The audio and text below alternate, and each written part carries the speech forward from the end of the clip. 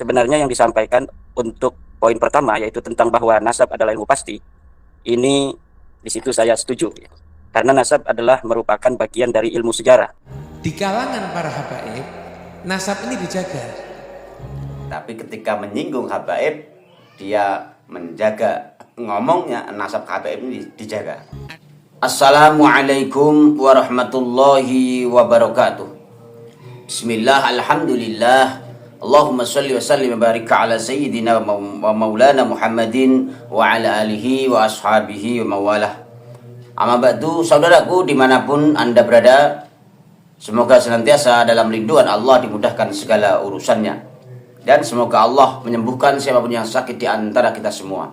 Allah mengangkat keluhan penyakitnya, dan semoga penyakit yang dideritanya siapapun dari kita semua menjadi pelebur dari dosa-dosa yang kita lakukan. Amin Allahumma amin. Saudaraku, di video kali ini kita akan melihat bagaimana seorang habib, mereka sudah tahu bahwasanya jika menasabkan diri kepada orang yang bukan orang tuanya, maka dia akan mendapatkan laknat dari Allah Subhanahu wa ta'ala.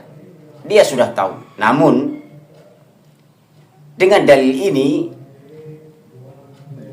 dia tidak sadar bahwa dia telah membatalkan, telah menyadari bahwa para habaib ini adalah orang-orang yang dilaknat oleh Allah karena mencantolkan nasabnya kepada Rasulullah Shallallahu Alaihi Wasallam yang terbukti bukan nasab dari keturunannya, yang sudah dibongkar oleh Kiai Haji Mahdul Usman Al-Bantani dan kawan-kawan yang lainnya, Kiai Haji Alawi Nurul Alam, dan banyak kiai-kiai yang membongkar bahwa nasab habaib ini terbukti tidak tersambung kepada Rasulullah Shallallahu Alaihi Wasallam, dan nasab para habaib ini terbukti dicantolkan baru pada abad ke-9, dan leluhur mereka Ubaidillah Alwi ternyata adalah tokoh fiktif yang tidak ada sama sekali dalam sejarah.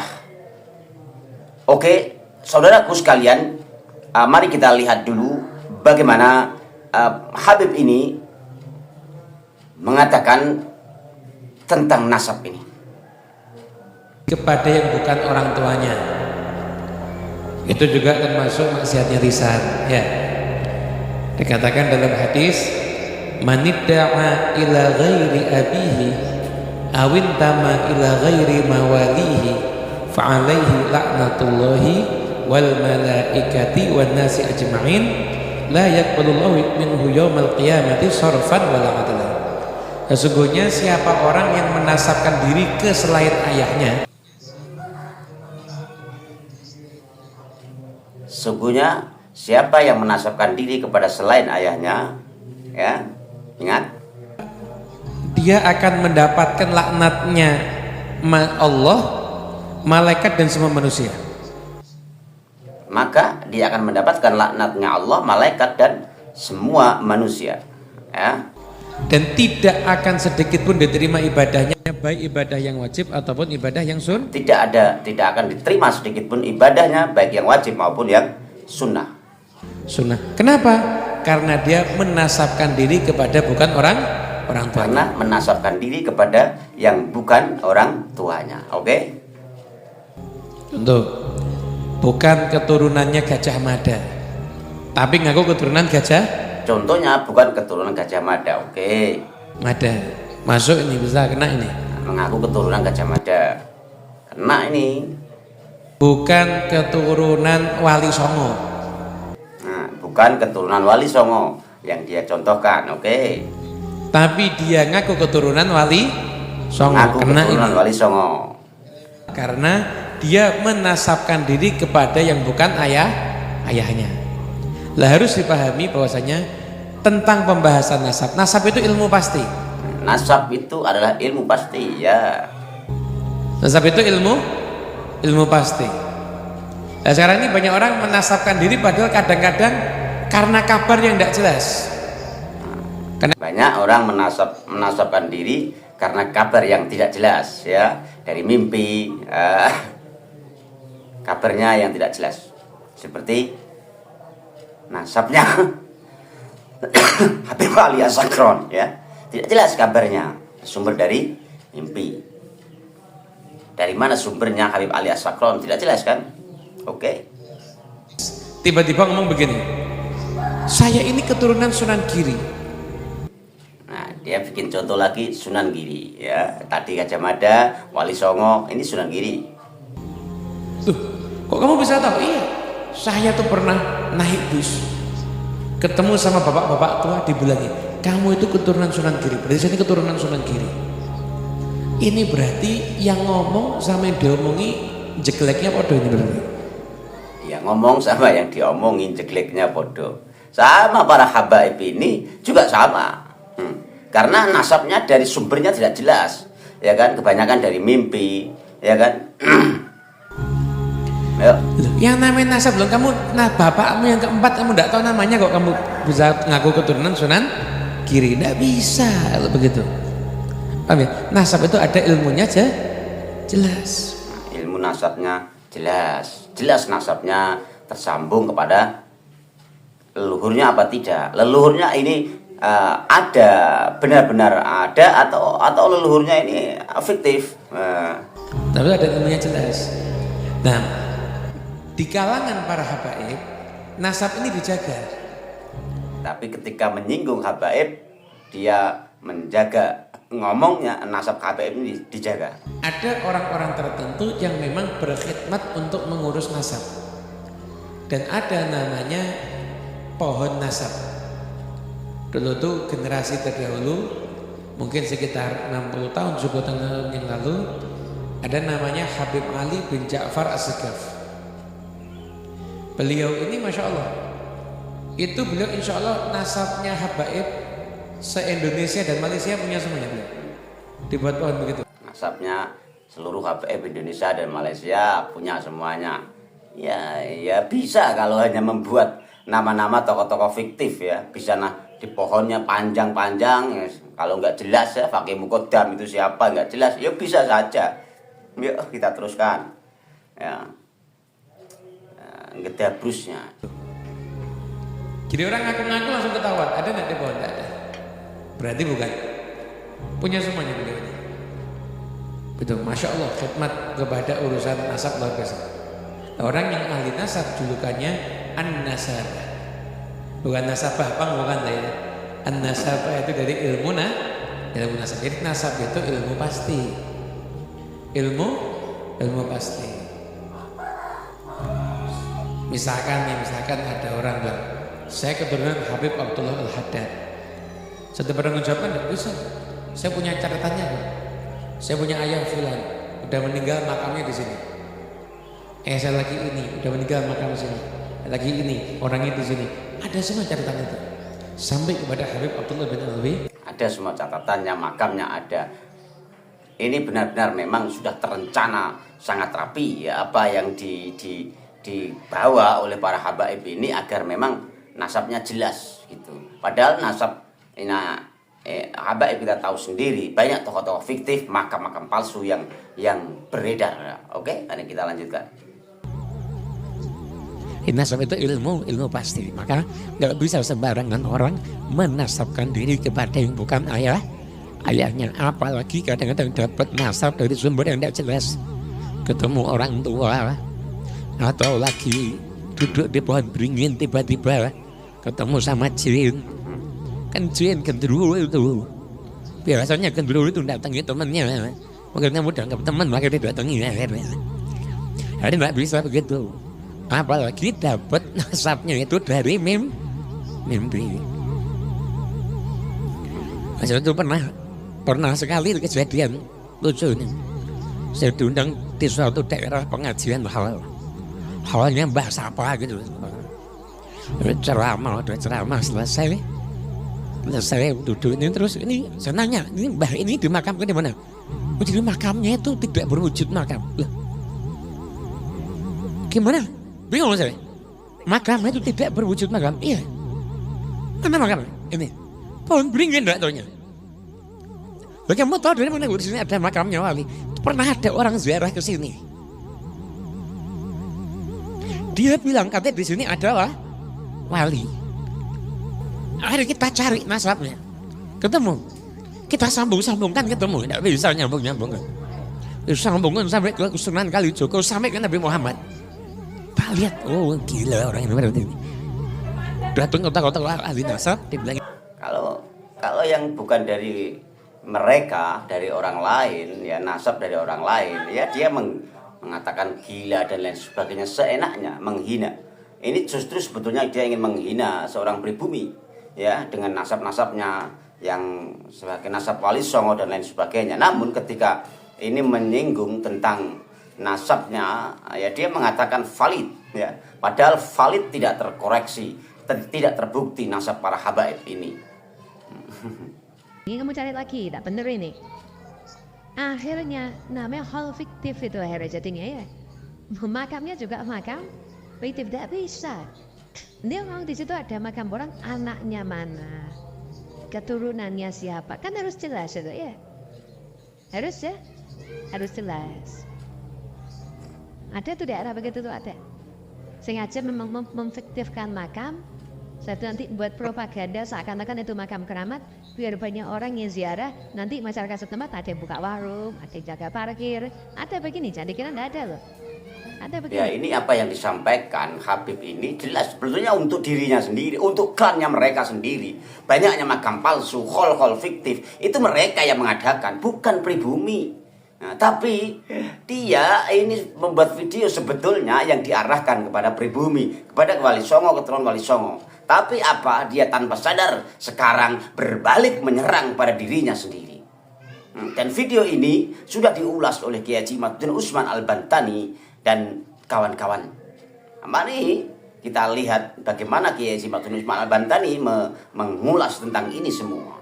Ya, oke begitu dari kami.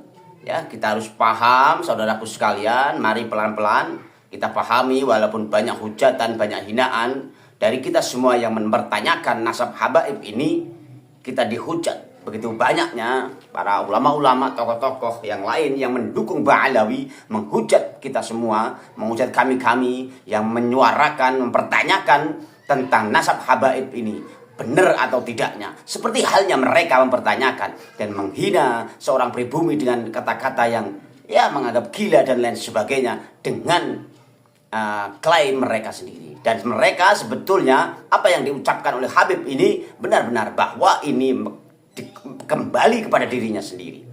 Masya Allah, ini bagaimana Allah membuka secara terang benderang bahwa kepalsuan, makam-makam palsu, kefiktifan yang mereka buat, yang mereka ciptakan terbongkar dengan sendirinya. Ini jelas karena memang Allah sudah waktunya untuk membongkar kepalsuan.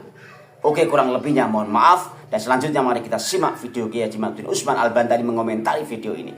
Kurang lebihnya mohon maaf saudaraku sekalian. Kita tutup dulu. Allahumma muwaffiq ila aqwamit thoriq. Assalamualaikum warahmatullahi wabarakatuh. Beberapa poin dari apa yang telah disampaikan oleh Ba'alawi ini, Ba'alawi Husain ya namanya, bahwa yang pertama titik poin adalah tentang nasab itu adalah ilmu pasti. Yang kedua bahwa background dari apa yang telah disampaikan oleh Ba'alawi ini adalah bahwa ada orang yang mengaku bernasab kepada Sunan Giri. Yang kedua adalah tentang bagaimana para Ba'alawi rapih di dalam mengurut dan mencatat silsilah. Jadi dari apa yang telah disampaikan oleh Ba'alawi tadi, kita dapat menarik sebuah kesimpulan. Pertama, sebenarnya yang disampaikan untuk poin pertama yaitu tentang bahwa nasab adalah ilmu pasti. Ini di situ saya setuju. Karena nasab adalah merupakan bagian dari ilmu sejarah. Menurut sebagian para ahli, sejarah adalah termasuk di dalam ilmu pasti. Sebagian yang lainnya mengatakan bahwa sejarah bukan ilmu pasti. Dari perbedaan sudut pandang dua kutub ini sebenarnya muaranya sama. Mereka yang mengatakan bahwa sejarah adalah ilmu pasti, yang dimaksud di dalam sejarah itu adalah sejarah masa lalu yang betul-betul terjadi berdasarkan dengan bukti yang faktual, yang empiris. Maka disebutlah itu sejarah sebagai ilmu pasti. Adapun sejarah yang mengalami pembelokan, kemudian disebut sejarah, itu ada kaitnya, sejarah palsu misalnya, atau sejarah yang telah mengalami pembelokan. Kemudian menurut yang kedua bahwa sejarah itu bukan termasuk ilmu pasti, mereka menganggap kait-kait tentang sejarah itu, bahwa ada sejarah yang asli, ada sejarah yang palsu, itu itu tetap disebut dengan sejarah walaupun dengan penamaan tambahan yaitu sejarah palsu. Tetapi menurut kelompok pertama, sejarah adalah ilmu pasti. Yang dimaksud dengan sejarah adalah sejarah yang betul-betul faktual terjadi pada masa di mana sejarah itu diatribusikan titik mangsanya. Adapun hal-hal yang fiksi, hal-hal yang hanya bersifat dongeng atau pembelokan sejarah, maka itu sama sekali tidak bisa disebut sebagai sebuah sejarah. Karena nasab bagian daripada sejarah, maka nasab juga adalah ilmu pasti. Itu saya setuju sampai di sana apa yang dikatakan oleh Ba'lawi Husain tadi, bahwa nasab adalah ilmu pasti. Oleh karena itu, tadi dia juga mengatakan bahwa nasab tidak bisa diisbat oleh mimpi. Ini sesuai dengan apa yang telah dikatakan oleh seorang pakar nasab yang bernama Syekh Khalil bin Ibrahim Ad-Duwailimi dalam kitabnya Muqaddimat fi Ilmil Ansab, bahwa yang dinamakan dengan isbat nasab la yasbutu birru'yah. An-nasabu la yasbutu birru'yah artinya bahwa nasab tidak bisa diisbat oleh mimpi-mimpi. Nah, cuma sayangnya Ba'lawi tadi itu membuat contohnya kepada nasab Sunan Giri, bahwa ada keturunan Sunan Giri, kemudian yang dia merasa sebagai keturunan Sunan Giri berdasarkan mimpi. Kemudian Ba'lawi tadi juga mengatakan bahwa kalau para habaib Ba'lawi itu nasab mereka tercatat dengan rapi. Bahkan ada seorang nasabah dari Ba'lawi yang mampu untuk menghafal dengan catatan yang rapi seluruh Ba'lawi yang ada di Indonesia dan Malaysia. Ini ada falasi di sana yang disampaikan oleh Ba'lawi tadi. Ya, sebenarnya apa yang telah disampaikan oleh Ba'lawi tadi itu membentur kepada nasab Ba'lawi sendiri. Di mana nasab Ba'lawi ini pada permulaan abad 9 itu persis seperti apa yang dikatakan oleh Ba'lawi tadi, bahwa nasab Ba'lawi sama sekali tidak dapat ditemukan referensinya sebelum pengakuan Ali bin Abu Bakar As-Sakran di tahun 895 Hijriah. Kemudian di dalam kitab Al-Burqatul Musiqah banyak sekali riwayat. Salah satunya adalah riwayat bagaimana katanya seseorang bermimpi. Kemudian dalam mimpinya itu Rasulullah datang dan menitipkan Ba'lawi sebagai titipan keturunan dari Rasulullah. Maka yang disampaikan oleh Ba'lawi tadi, Husain Al-Mukhdar tadi? Husain Al-Habsyi. Husain Al-Habsyi itu membentur atau mendobrak atau menghajar daripada nasab dia sendiri pada abad yang ke-9. Kemudian juga dalam kitab An-Nur Safir, Mas Rifki, itu ada sebuah riwayat di mana seorang yang bernama Syihabuddin Ahmad, yang Syihabuddin Ahmad ini ada di abad ke-10 Hijriah. Di dalam kitab An-Nur Safir itu diriwayatkan bahwa ketika dia masih mengalami keraguan tentang makam Ahmad bin Isa yang ada di Hadramaut, dia berada dalam keadaan tidak ingat. Ya. Kemudian Ahmad bin Isa datang kepadanya, kemudian dia bertanya kepada Ahmad bin Isa, apakah betul makammu itu yang ada di Hadramaut ini, wahai Ahmad bin Isa? Kemudian Ahmad bin Isa mengatakan, na'am. Dari situ kita dapat menarik sebuah benang merah antara apa yang diucapkan oleh Ba'lawi Husain Al-Habsyi tadi dengan riwayat-riwayat yang ada di dalam nasab Ba'lawi yang penuh dengan haluisme, yang penuh dengan nilai-nilai yang seperti yang dikatakan oleh dia. Satu sisi dia mengatakan bahwa nasab itu adalah ilmu pasti, di sisi lain banyak riwayat-riwayat di dalam tradisi literatur Ba'lawi yang mengatakan bahwa beberapa macam item-item sejarah kenasaban mereka itu diisbat oleh mimpi, walaupun itu di dalam Alkitab Al-Burqatul Musiqah secara empiris kita dapat melihat di dalam kitab itu nasab mereka itu mulai dibangun pada abad 9 itu. Tetapi nasab Ba'lawi ini nasab yang betul-betul keluar, yang betul-betul muncul, timbul di abad 9 itu. Rumel Abbas pernah mengatakan bahwa sebenarnya Ali As-Sakran bukan yang pertama. Karena di dalam nasab itu, di dalam kitab Al-Burqatul Musiqah itu, Rumel Abbas itu mengatakan bahwa Ali As-Sakran hanya mensyarahi atau mengomentari sebuah syair yang diciptakan oleh Bakusher. Rumel tidak tahu kalau Bakusher itu adalah temannya Ali As-Sakran itu sendiri. Bisa jadi puisi-puisi yang diciptakan oleh Bakusher itu adalah puisi pesanan dari Ali As-Sakran, karena dia masih hidup sama gitu. Dia adalah murid daripada pamannya Ali As-Sakran itu. Ya kalau misalnya orang yang hidup satu masa, kecilnya bareng, saya lagi bikin kitab nih Al-Burqatul Musiqah tentang nasab Ba'lawi. Coba tolong dong bikin puisi tentang nasab kami. Sehingga bukan hanya dari kami kalangan Ba'lawi yang mengisbat nasab kami, tetapi dari orang lain juga mengisbat. Itu bisa saja terjadi. Maka sejarah dan nasab itu jangan sampai masuk di dalam filsafat yang abstrak. Karena sejarah dan nasab itu adalah sesuatu yang konkret, faktual, maka jangan sampai difilsafati sehingga nilai kekonkretan dan faktualnya sebuah nasab dan sejarah itu kemudian menjadi abstrak. Kadang-kadang moral sejarah itu Mas Rifki memang mempengaruhi manusia yang ada. Ya, tetapi kejujuran seorang sejarawan di dalam bagaimana dia menulis sehingga menghadirkan sebuah historiografi yang betul-betul nyata terjadi di masa lalu ini sangat penting agar apa? Kemenangan, kekalahan, kegetiran, kepahitan, kemanisan itu semuanya dapat terekam kemudian jadi pelajaran untuk kita hari ini dan masa depan di dalam membangun peradaban.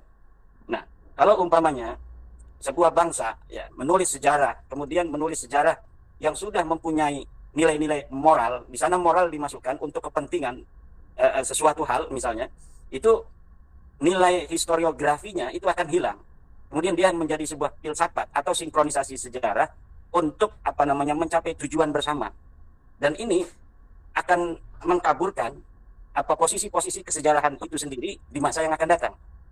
Nah, memang di satu sisi historiografi murni sesuai dengan fakta dan kenyataan di masa lalu itu kadang-kadang bagi apa namanya suatu daerah yang tidak memiliki apa namanya spirit perjuangan di masa lalu itu mungkin agak kurang bisa untuk menjadikan mereka yang hadir hidup di hari ini kemudian bisa menatap masa depan dengan penuh kebanggaan. Nah, tetapi para pakar ini sedang mengadu apa namanya teori. Apakah penting kita untuk menghadirkan sejarah apa adanya atau kita harus mengkolaborasikan sejarah dengan moral sejarah sehingga suatu apa namanya itu sejarah yang tidak baik di masa lalu kemudian tidak menjadikan orang-orang yang terkait dengan kedaerahan sejarah itu terjadi, tidak menjadikan dia menjadi orang-orang yang inferior. Nah, kalau misalnya seperti daerah-daerah tertentu, ini sebut saja Banten misalnya, Mas Rifki, ini sebagai contoh saja. Ya. Itu sejak 1800, di mana VOC itu kemudian bangkrut, kemudian Perancis, Belanda, kemudian betul-betul menjajah. Karena sebelumnya kan sejarah yang mengatakan kita dijajah 350 tahun itu tidak sesuai dengan fakta. Karena faktanya sejak kedatangan Cornelis de Houtman ke Banten pada tahun 1590-an itu, dia datang untuk pertama kali sebagai pedagang. Kemudian sampai 1800, dari mulai 1600 sekitar 200 tahun itu mereka hanya mengadu domba antara satu apa namanya kerajaan dan kerajaan lainnya. Nah, kemudian kerajaan Banten yang telah dikuasai secara ekonomi sejak 1682 sampai 1800, kemudian betul-betul dihancurkan oleh Prancis Belanda itu pada 1808. Sejak itu masyarakat Banten itu berontak karena dia telah merasa betul-betul dijajah. Maka baru beberapa tahun sejak keruntuhan daripada Kesultanan Banten 1808 dia diruntuhkan dengan apa namanya perang dari Sultan Aliuddin yang memenggal kepala seorang Belanda yang bernama Peter de Puy. Kemudian disusul dengan Kiai Nuriman yang memberontak dari Pandeglang, disusul oleh Mas Jebeng, disusul oleh tahun berikutnya oleh Mas Jakaria, disusul tahun berikutnya oleh apa namanya Cilegon, kemudian disusul lagi oleh Mimas Gampara, Mimas Melati. Kemudian setiap tahun sampai perang Cikande dan perang Caringin itu setiap waktu terjadi sebuah peperangan sampai 1926. Kemudian apa namanya sampai sebelum merdeka. Maka moral sejarah masyarakat Banten yang anti penjajahan itu kemudian mengkristal sampai sekarang bahwa kita anti kepada penjajahan.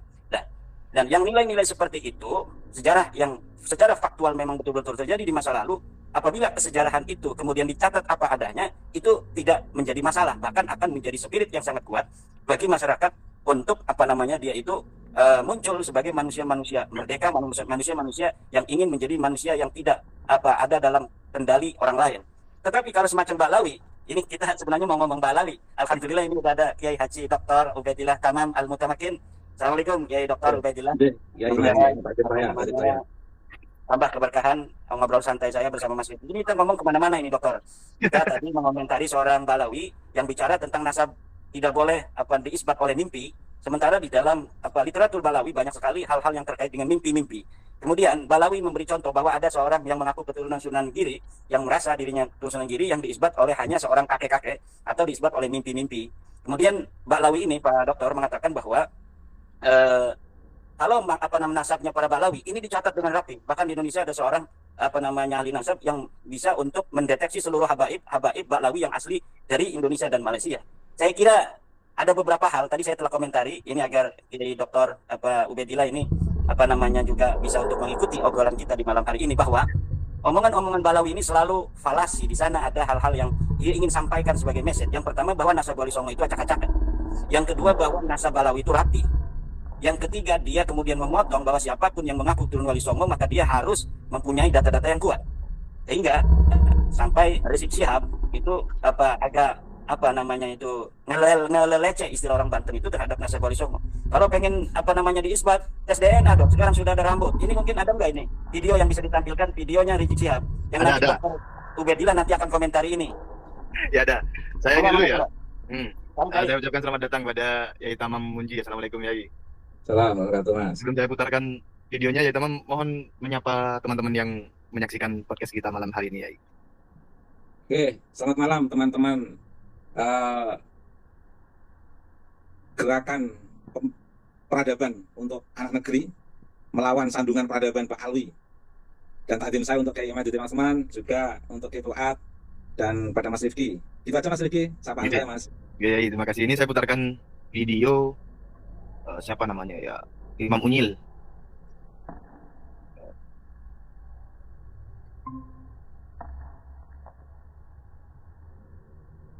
Dan secara ilmiah keberadaan rambut ini penting. Jadi kalau ada yang menolak Muhammad itu hanya cerita khurafat, dengan adanya rambut itu bisa diperiksa gennya, DNA-nya bisa diperiksa. Bahkan itu juga bisa menjadi bukti bahwa setiap keturunan Nabi yang hidup pada hari ini pasti ada, yaitu unsur kesamaan DNA dengan DNA Nabi. Membuktikannya lewat rambut yang ditinggalkan oleh Nabi, saudara. Alhamdulillah. Jadi kalau Habib palsu ketahuan tuh kalau diperiksa. DNA Nabi kemana? Ada DNA-nya. Kalau mereka yakin nasab mereka benar, ya argumentasi loh. Pakai ilmu nasab, pakai ilmu sejarah, saudara. Nah, Raudhiyah Alawiyah bukan dengan caci maki, bukan dengan kebencian, tapi dengan kita, dengan argumentasi, dengan bukti yang menunjukkan kalau mereka bersambung ke wali songo secara perkara syariat. Buktinya apa? Walaupun walat zina secara biologis dia anak, tapi secara syariat dia diakui. Nasab itu diakui bin fulan, bin fulan, bin fulan, bin fulan. Domainnya domain syariat. Legal hukumnya dalam pandangan syariat adalah fikih. Fikih menentukan turuk isbatin nasab. Nah, maka sekarang apa ya? Dibikin murah ini belakangan ini dengan digaung-gaungkannya soal tes DNA. Saya nggak mau bahas soal secara saintifik, saya bukan ahli sains. Nah, khusus saya S1 saya di Al-Ahqaf jurusan syariat, bidang saya syariat. Saya mondok dulu di Dalwa, bidang saya syariat. Nah, saya bukan sains bidang saya, ya. Tapi saya pengen baca ada kolor. Jadi kita tahu nih, tentukan sesuatu pakai metode sesuai ilmiah. Ada kolor. Kolor dari Majma' Fiqh Islami, Forum Fikih Dunia. Ini Majma' Fiqh Islami, fatwa-fatwa ini ditinggal dulu guru-guru kami sebagai promo mufti-mufti hari yang tulis sekali madzhab Syafi'i. Kalau ada kolor dari Majma' Fiqh Islami ada. Karena yang kumpul ngomong besar. Nah, soal masalah tes DNA ini, bagaimana apakah bisa dipakai untuk menetapkan nasab? Saya baca sedikit. Jadi jelas, ini keputusan Forum Ulama Dunia, Forum Fikih Dunia yang resmi diakui dunia internasional. Karena kan DNA masih ada hasil. Kalau kita nyari kasih kalau ketemu soal DNA. Di sini setelah dilakukan penelitian bukan hanya sekedar bersama saya. Jadi ada penelitian lapangan, penelitian saintifik, kemudian dipanggil ahli-ahli, ahli genetik, ahli kedokteran, ahli-ahli untuk dimintakan apa? Ini bisa ditentukan hukum fikih kan?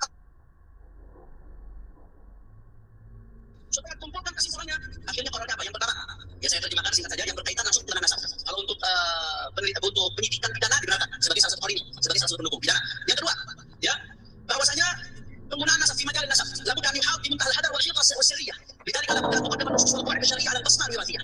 Penggunaan DNA, tes DNA di dalam urusan nasab itu harus betul-betul hati-hati dan sirri, rahasia. Bukan untuk kata publik. Kenapa? Oleh karena itu kata beliau, labud an tuqaddama nusus wal qawaid syar'iyyah ala al-basma' al-wirathiyah. Wajib mengedepankan nas dan kaidah-kaidah syariat daripada tes DNA. Jadi kalau ada menurut seluruh catatan udah jelas bahwa DNA lagi itu jelas. Maka saya dengar dari Ali Badri katanya Pak Badri sendiri mengatakan kalau hasil ini bertentangan dengan catatan ikuti catatan keluarga Anda. Itu ada tadi disebutkan oleh beliau katanya. Yang ketiga, ini penting nih, yang lagi ambil yaitu syarat al-i'timad al-basma' al-wirathiyah fi nafi nasab. Tidak boleh secara syariat, ya, berpatokan kepada basma' al-wirathiyah tes DNA untuk menafikan nasab. Tidak boleh. Haram secara syariat. Yang keempat, tidak boleh secara syariat, ya, berpatokan kepada basma' al-wirathiyah tes DNA untuk menafikan nasab. Tidak boleh. Haram secara syariat. Yang keempat, i'timad al-basma' al-wirathiyah fi nafi nasab. Tidak boleh secara syariat, ya, berpatokan kepada basma' al-wirathiyah tes DNA untuk menafikan nasab. Tidak boleh. Haram secara syariat. Nah, saya kira cukup sampai di situ video dari Imam Unyil dan mantunya ya tentang tes DNA itu. Jadi banyak publik telah mengetahui bahwa ada ketidakkompakan suara atau pikiran antara mertua dan menantunya tentang tes DNA ini. Di mana Rizik Syihab mengatakan tes DNA, mantunya mengatakan akhirnya haram di dalam syariat untuk tes DNA. Monggo ini Yai Tamam atau Yai Imad mengomentari tentang video tersebut. Monggo Kiai Imad barangkali. Ya, itu ada asbabul wurudnya itu Mas Riki, di mana seorang Rizik Syihab dan menantunya Hanif Alatas itu berbeda pendapat. Itu video Rizik Syihab itu video yang ada atau muncul sebelum isu nasab ini muncul, yaitu ketika adanya sebuah gerakan dari para keturunan Wali Songo yang ingin kemudian mereka mengumpul, membuat satu perkumpulan untuk menghimpun nasab-nasab yang berserakan untuk dijadikan dalam satu payung perkumpulan keturunan Wali Songo. Kemudian dari sebagian riwayat yang ada sesuai dengan fakta historis Surah Sifadah ketika itu ada para keturunan Wali Songo itu yang menyatakan ke Balawi. Nah ini riwayat yang menyatakan bahwa Wali Songo ke Balawi ini ada di dalam kitabnya Balawi, yaitu kitab Syamsul Zahirah yang ditulis atau dicetak ulang 1984. Kemudian itu setelah ditelusuri itu akan mentok kepada 30 sampai 1969 ditulis oleh Salim bin Jindan. Akhirnya dari Balawi ini banyak yang keberatan karena banyak Ketun Wali Songo yang pakai gelar Habib waktu itu. Makanya Rizik Syihab mengatakan kalau mengaku Habib, ya kan, keturunan daripada Balawi, ya harus tes DNA. Sekarang sudah ada rambutnya Nabi itu. Nah, bagi mereka-mereka yang mengaku keturunan daripada Nabi, harus mau tes DNA. Jangan sampai nanti hasil tes DNA Nabi kemana, dia kemana. Nah, semua kata-kata itu sekarang mentok dan berbalik kepada mereka sendiri. Yaitu ketika hasil uji tes DNA para sadah-sadah keturunan Nabi Muhammad di dunia ini sudah keluar. Di mana para keturunan Nabi yang ada di Saudi Arabia, dari keluarga Abadilah, dari keluarga Ashraf Aun, kemudian dari keluarga Ar-Rasi, dari keluarga Az-Zaidi, dari keluarga Al-Hashimi, dari keluarga-keluarga yang ada di Maroko, bahwa mereka semuanya J1. Sedangkan Balawi ini ketika hasil tes DNA-nya ini berbeda sendiri. Yang lain keturunan Nabi itu J1, dia G. Akhirnya ketika ini sudah itu keluar, berbarengan dengan isu nasab ini kemudian Suro dan Istiqadah juga Balawi, bukan hanya secara dia tidak terkonfirmasi, tapi secara ilmu juga tidak dapat oleh para pakar kasar. Sampai abad ke-10, 996 Hijriah ada kitab Fathul Talib. Kemudian menurut ilmu sejarah juga, yang paling pertama kali menyebut ada Ali As-Sakron di tahun 895. Kemudian secara akhlak juga itu jangan sangat jauh dan terbuka berbagai macam kasus di mana dari keluarga Balawi ini kemudian melakukan hal-hal yang tidak terpuji seperti kasus-kasus perzinahan, kasus-kasus perampokan, begal motor dan lain sebagainya. Nah, ini mereka kemudian semakin ketakutan. Akhirnya sang menantu tampil begitu bahwa DNA ini haram karena tidak sesuai dengan syariat. Nah, jadi itu asbabul wurud daripada pertama bagaimana Rizik Syihab menyikapi dalam masalah tes DNA. Yang kedua adalah bagaimana Hanif Alatas kemudian menghancurkan kesimpulan-kesimpulan pendapat daripada mertuanya itu yang menggalakkan dan menganjurkan orang-orang yang mengaku turun Nabi untuk tes DNA. Nanti kita akan lanjutkan dengan analisa hipotesa daripada dokter kita, Dr. Kiai Haji Ubaidillah Tamam Al-Mutamakin. Monggo ya. Monggo ya. Oke. Terima kasih. Ada beberapa catatan saya, Mas Rifki. Oke. Tadi sudah saya sampaikan tadi melalui kawan saya untuk Kiai Madudin Utsman, Mas Rifki dan Kiai Fuad Barat. Sebelum saya menyampaikan catatan saya, sebenarnya sudah banyak hikmah yang menunjukkan siapa Pak Alwi itu, Mas. Tetapi lagi-lagi wa ma yatadzakkaru illa ulul albab. Tidak ada yang bisa mengambil pelajaran kecuali mereka yang punya akal, yang berakal, Mas Rifki. Oke. Bahkan ada teman bercanda kepada saya, kelihatannya canda tapi saya rasakan benar juga, Mas Rifki. Candaannya itu begini, al-Arabu asyaddu kufran wa nifaqan. Nah, Arab itu kan seringkali kita memaknai suku Badui. Nah, tapi teman-teman saya bercanda itu Arab itu Arab pinggiran. Lah, kalau Arab pinggiran itu kan berarti tidak Arab asli yang mencoba ngaku-ngaku Arab atau yang mencoba ingin berintegrasi dengan orang Arab. Mungkin karena ada harapan besar yang ingin diperoleh itu, Mas. Lah, kecenderungan orang-orang yang seperti itu asyaddu kufran wa nifaq. Kecenderungan untuk nifak dan kekufurannya itu kuat sekali, Mas. Salah satu contoh sifat kufur itu mendajjalkan orang lain itu kan dajjal sendiri sebenarnya, Mas. Dajjal itu kan kafir. Ketika menyamakan orang seperti dajjal berarti kan sebenarnya menuduh orang kafir. Berarti berbalik pada kekufurannya dia sendiri. Yang kedua, nifak, kemunafikan. Dari adegan yang tadi disetel oleh Mas Rifki itu ada kemunafikan yang luar biasa itu, Mas. Terkait dengan bagaimana serangan Rizik Syihab terkait dengan tes DNA. Itu sebenarnya kan tidak pidato biasa, Mas. Itu pidato menyerang masyarakat pribumi sebenarnya, Mas. Jadi kalau saya analisis dari teori Foucault, ada penyerangan untuk masyarakat pribumi dengan ilmu pengetahuan, bukan dengan senjata, bukan dengan pistol atau bom atom, tapi dengan ilmu pengetahuan.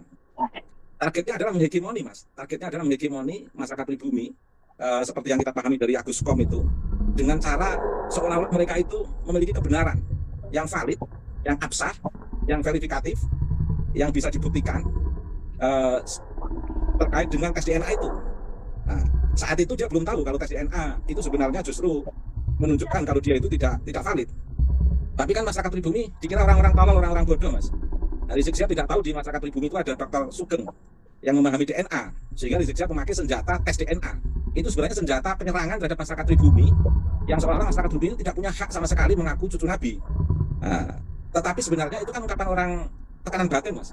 Tekanan batin untuk mendapatkan pengakuan sebagai cucu Nabi dengan menekan, mengintervensi atau menyerang secara verbal pada masyarakat pribumi yang sebenarnya masyarakat pribumi tidak tahu menahu. Masyarakat pribumi itu tidak tahu menahu, tidak ada masyarakat pribumi yang ngaku cucu Nabi, itu tidak ada. Tapi Rizik Syihab menyampaikan seperti itu sebenarnya kan dalam teori Sigmund Freud itu kan sebagai bentuk kompensasi untuk menghibur diri sendiri yang sedang tertekan, untuk lebih menguatkan kepada publik biar diakui sebagai cucu Nabi, sehingga seolah-olah mencari objek serangan, objek yang bisa dikambing hitamkan untuk mendapatkan titik balik kemuliaan Rizik Syihab dengan mengungkapkan seperti itu. Kajian psikologisnya kan di situ Mas sebenarnya. Tapi ternyata Allah menunjukkan suatu perkembangan yang tidak menunggu waktu lama menjawab ungkapan Rizik Syihab yang menjadi titik balik, kalau istilah saya itu pagar makan tanaman. Yang diandalkan Rizik Syihab tes DNA untuk membangun hegemoni di hadapan masyarakat pribumi, seolah-olah dia itu valid dalam konteks tes DNA, valid dalam konteks catatan, valid dalam konteks sejarah, valid dalam konteks argumentasi bahwa dia itu nasab yang terkonfirmasi ke Nabi, ternyata gagal semua, dibalik oleh Allah dalam waktu yang sangat singkat. Tapi yang bisa memahami ini kan bahwa yang gagal illa ulul albab. Tidak ada yang bisa mengambil pelajaran ini semua kecuali orang-orang yang mau berpikir, Mas.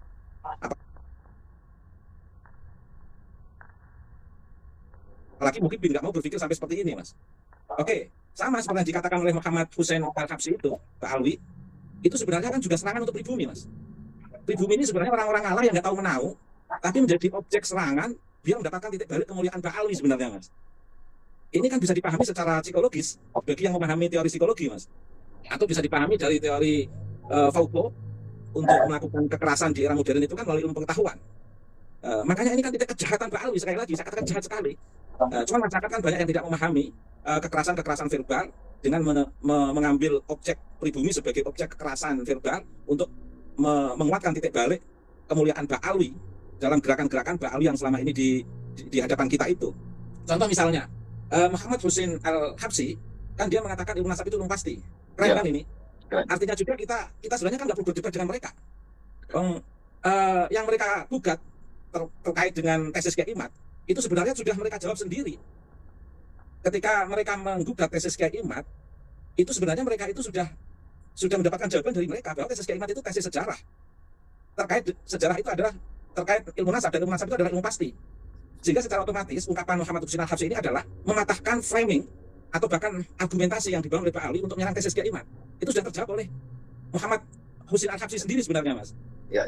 Sehingga Kiai Imad nggak perlu capek-capek, Gus Aziz Jazuli nggak perlu capek-capek, itu sebenarnya sudah mereka patahkan sendiri sebenarnya. Nah, ini lagi-lagi harus dipahami bahwa Muhammad Hussein Al-Habsyi itu sebenarnya sedang melakukan kekerasan verbal, penyerangan terhadap masyarakat pribumi sebagai objek kekerasan verbal untuk mendapatkan titik balik kemuliaan Pak Alwi dalam bahasa saya, Mas. Di mana itu bisa dirasakan? Di contoh yang dibuat oleh Muhammad Hussein Al-Habsyi, yang mengatakan nasab belum pasti, tapi kemudian yang nggak enak, contohnya itu Wali Songo, Sunan Giri, Sunan Bonang, atau Sunan Kalijogo. Ini kan nggak enak. Seolah-olah masyarakat pribumi itu suka ngaku-ngaku nasab. Dan memang Wali Songo keluarga kamu, Wali Songo itu nasabnya pribumi. Ini kan menunjukkan ketololan yang luar biasa Muhammad Hussein Al-Habsyi ini, Mas. Nah, tes DNA-nya sudah berbeda, G sama O itu berbeda.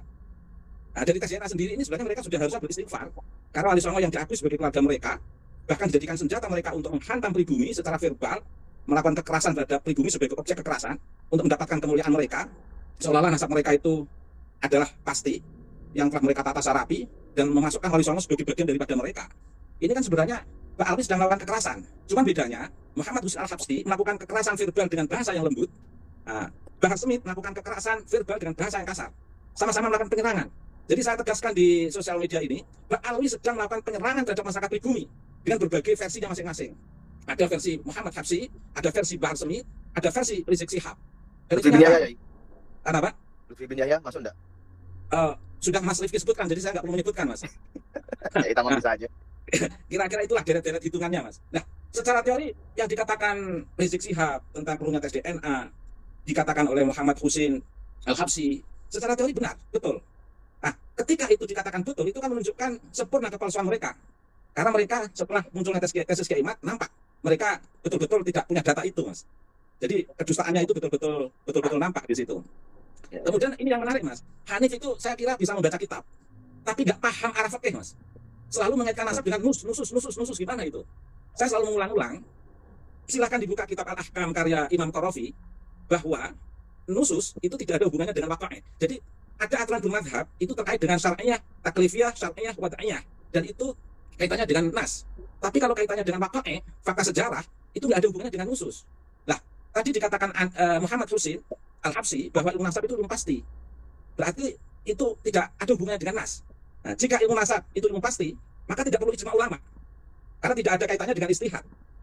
Nah, ijma ulama itu kan dilatar belakangi adanya istihad yang di situ saling berbenturan antara ulama satu ulama lain, yang dikhawatirkan nanti timbul tidak maslahat di kalangan umat, maka masing-masing ulama yang memiliki istihad yang berbeda-beda itu bisa dikumpulkan untuk melakukan ijma. Dan ini hubungannya dengan syar'iyah, taklifiyah, syar'iyah, wad'iyah. Hubungannya dengan nas, hubungannya dengan aturan bermadhab. Sementara nasab itu adalah fakta historis yang berhubungan dengan waqa'i', tidak ada hubungannya dengan madhab, Mas. Nah, di situ tadi saya sangat mentertawakan Hanif yang mengaitkan antara ilmu nasab dengan nas.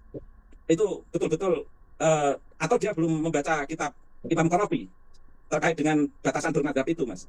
Di halaman 190 sampai 200 itu, Mas. Kemudian ini sama bicara tentang nasab itu kayak menata kursi di ruangan itu loh, Mas. Masa mau nata kursi untuk kegiatan seminar harus konsultasi dengan ulama, harus istihad dulu, harus cari dalilnya dulu. Kan itu fakta historis. Masa mau menunjuk warna ini warna kuning, hijau atau biru atau merah, masa harus isbat ijma ulama dulu? Kan tidak enak. Mau misalnya ada banjir, bagaimana melakukan evakuasi terhadap masyarakat yang kebanjiran, masa harus melakukan ijma ulama dulu, Mas? Ini kan jadi rujukannya. Dan sebenarnya tanpa disadari, Muhammad Husin Al-Habsyi, Rizik Syihab itu sudah menjawab gugatan Ba'alwi terhadap tesis Kiai Imad. Jadi sebenarnya Kiai Imad itu tinggal kipas-kipas duduk di kursi santai aja, Mas. Karena gugatan dan framing Ba'alwi itu sudah dijawab oleh mereka sendiri sebenarnya. Itu aja, Mas, sebagai pengantar awal. Masih banyak yang saya sampaikan. Terima kasih, Mas. Ya baik, terima kasih Yai Tamam. Ini kita kehadiran Gus Aziz Jazuli, cuma ini bukan Aziz Jazuli yang kemarin ngeyel ke Dr. Sugeng Sudiarto ya. Itu Aziz Jazuli yang kloningan itu, karena kan di Bali suka yang kloningan begitu. Ini yang asli nih yang hadir, Gus Aziz Jazuli yang asli. Kemarin itu ada Gus itu kibin tuh ngeyel, tapi ya tetap kita layani lah. Gus Aziz, ini kurang lebih Gus Aziz kan sudah tahu ya 2 video yang kita tayangkan ya. Pertama tadi video dari Habib Muhammad bin Husain Al-Habsyi. Itu sebagai informasi pada teman-teman yang menyaksikan, itu video saya lihat itu 4 tahun yang lalu ceramah itu. Dan beliau menjadi perwakilan DPP Robito Alawiyah ketika seminar nasab di Robito Alawiyah di 7 September yang lalu. Jadi beliau itu bagian dari Robito Alawiyah. Itu poin penting juga tuh untuk diingat-ingat bahwa beliau adalah bagian dari Robito Alawiyah yang mengatakan ilmu nasab itu ilmu pasti. Kalau dapat nasabnya dari mimpi ya tidak bisa, kira-kira begitu ya. Kemudian nasab Habib dicatat dengan rapi. Kemudian makamnya itu tidak berwujud makam. Lalu tahu dari mana itu makam wali atau makam tidak fiktif gitu. Oh ini karena sudah ada yang menziarahi. Dan beliau menolak itu. Kemudian beliau menyinggung di ceramah itu tentang haul fiktif, kemudian memfiktifkan makam, kemudian makam yang fiktif itu kemudian dipropagandakan. Begitu. Kemudian ziarahlah ke yang jelas gitu. Ini kemudian video yang kedua tentang tes DNA. Gus Aziz Jazuli pasti tahu lah. Pertikaian antara mertua dan menantu. Ini dari sampai sejauh ini Gus Aziz Jazuli, kira-kira apa yang mau Gus Jazuli tambahkan atau ungkapkan? Dipersilakan Gus Aziz. Nah, terima kasih Gus Rifki. Assalamualaikum. Salam takdim untuk Kiai Haji Imaduddin Usman Al-Bantani, Kiai Haji Ubaidillah, bukan Balawi tapi ini mah. Gus Rifki dan juga admin Gus Wa'ada, Kang Din. Assalamualaikum semuanya. Mungkin dari penyampaian statement yang disampaikan oleh Mukarrom Kiai Haji Imaduddin juga Mukarrom Kiai Haji Ubaidillah itu sudah saya rasa sudah cukup dan sudah sangat lengkap. Saya simak dari awal. Hanya saja begini, tambahan saya bahwa saya akan membacakan atau mengutip beberapa karya dari Habib-Habib Balawi, misalkan seperti Al-Masyhur Rawi ya, yang memang dalam buku ini ditulis oleh Habib Muhammad bin Abu Bakar Asyili, salah satu ulama dari kalangan Balawi, ulama sejarah dari kalangan Balawi yang hidup pada abad ke-11 Hijriah.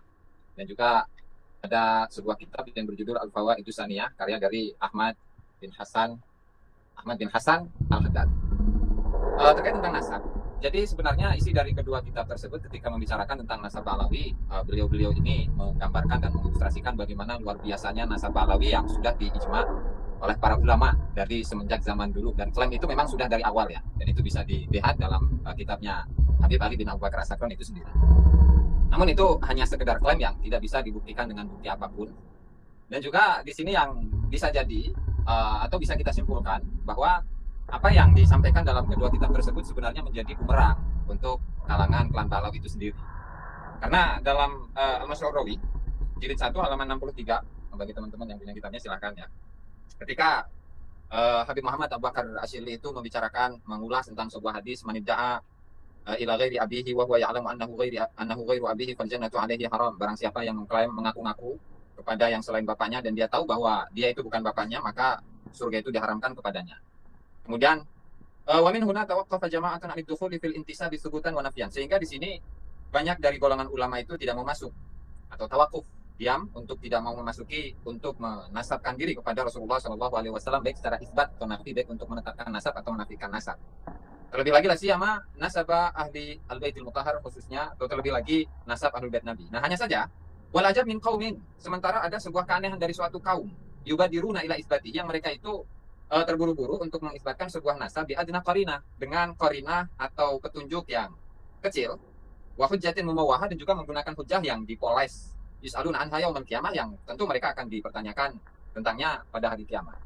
Artinya di sini ada sebuah kesimpulannya, statement yang disampaikan dalam kitab ini, bahwa dengan adanya sedikit qarinah, sedikit dalil, sedikit bukti, itu tidak bisa menjadikan sebuah nasab itu sabit tersambung kepada Rasulullah Shallallahu Alaihi Wasallam. Nah, lalu bagaimana ketika dikaitkan dengan yang dilakukan oleh Habib Ahmad bin Abu Bakar As-Sakron yang menemukan sebuah teks di dalam kitab As-Suluk fi Tabaqatil Ulama wal Muluk, yaitu nasabnya seorang ulama yang bernama Imam Abdul Hasan Ali bin Muhammad bin Jadid. Lalu kemudian lantaran leluhurnya itu bernama Ubaidillah dan leluhurnya ada As-Sakron itu bernama Ubaid. Lalu dengan adna qarinah, dengan qarinah atau petunjuk yang sedikit ada kemiripan saja lalu disambungkan.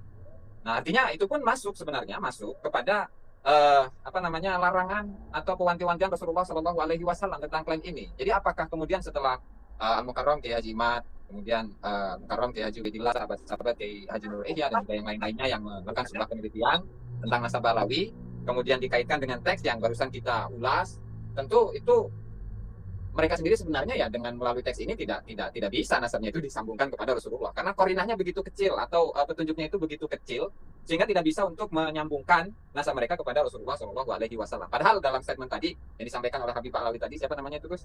Muhammad bin Husain Al-Habsyi. Muhammad bin Husain Al-Habsyi, bahwa ilmu nasab itu ya ilmu pasti. Jadi pasti nyambung, pasti enggak gitu kan. Kalau yang nyambung benar katakan nyambung. Kalau memang kan nyambung, ya udah kan nyambung. Kan simpel kan Gus ya. Mereka itu saja Gus, dapat saya sampaikan dalam kesempatan kali ini Gus. Oke, lanjut Gus. Ya, oke, baik. Ini karena sudah 1 jam, saya izin membacakan komentar dari teman-teman kita yang menyaksikan. Gus Aziz, kemudian Yai Tamam dan Yai Imad. Jika mau langsung respon saja ya. Saya bacakan ya. Dari Hanif Farhan, ini Mas Hanif Farhan, YouTuber itu juga. Kiai Haji Imaduddin gagah pakai gas.